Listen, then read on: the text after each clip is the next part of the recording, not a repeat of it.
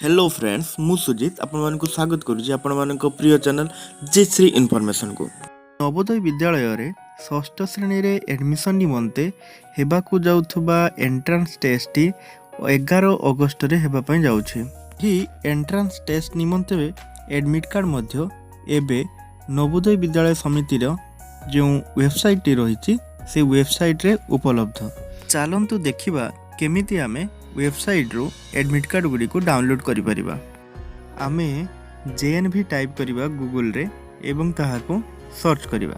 Search कले प्रथमे ऊपरे नवोदय विद्यालय समिति रो जो वेबसाइट रहिछि navodaya.gov.in ताहा ऊपरे आमे क्लिक करिबा। क्लिक कला परे नवोदय विद्यालय समिति रो जो वेब पेज टी रहिछि ताहा खुलिबो।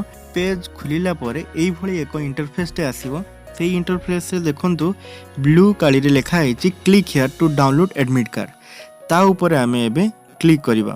Click here to download admit card सेही लाइन ऊपर आमे क्लिक करिबा।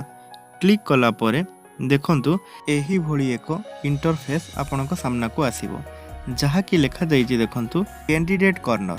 सेही कैंडिडेट कॉर्नर रो प्रथम रे रहिछि एडमिट कार्ड डाउनलोड बा डाउनलोड एडमिट कार्ड लिखा जाइछि। आमे सिंपली ताहारी ऊपर डाउनलोड एडमिट कार्ड ऊपर ही क्लिक करिबा।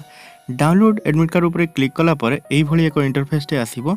एइठी आपण मानकु फॉर्म पकेला बेले जो रजिस्ट्रेशन नंबर मिलिथिबो एवं डेट ऑफ बर्थ पिलार ताहारी को एठी एंट्री करिया पई पड़िबो एवं तळे थिबा कैप्चा कोड टी को मध्य दवा पई पड़िबो। कैप्चा कोड टी मारि सारिया परे साइन इन बटन टी को क्लिक करी आपण पिलार एडमिट कार्ड टी को डाउनलोड करि परिबे। एडमिट कार्ड पाइबा पई डायरेक्ट लिंक टी को मध्य मु मोर डिस्क्रिप्शन बॉक्स रे दे दीची ता ऊपर क्लिक करी मध्य आपण एई पेज टी को ओपन करि परिबे। जति सूचना टी आपन को भल लागि थाय त वीडियो टी को लाइक करंतु शेयर करंतु एवं चैनल टी को सब्सक्राइब करंतु पाखरे थिबा बेल आइकन टी को दबाइ दियंतु।